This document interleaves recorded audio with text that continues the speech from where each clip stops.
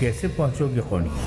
घोड़ा मौजूद है मेरा पास। दुर्वेश होते तो मैं कहता कि जान तो उसकी जान की मालिक नहीं। खैर, घोड़ा राह पर डाल दो और फिर देखो कहाँ तक पहुंचाता है तो।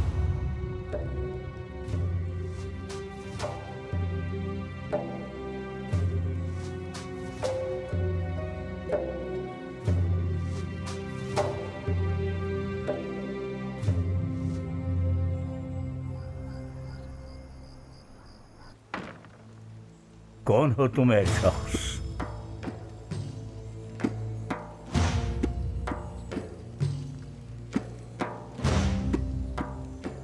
कौन हो तुम?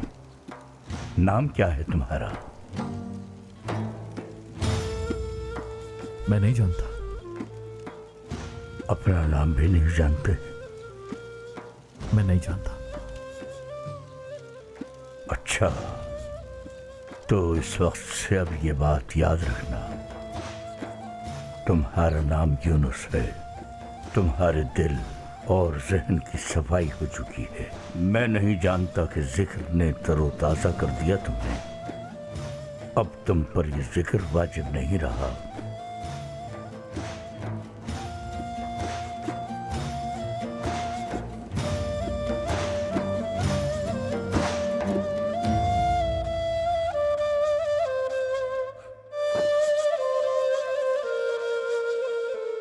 इजाजत है शेख मोहतरम। इजाजत मांगने वाले को इजाजत दी जाती है।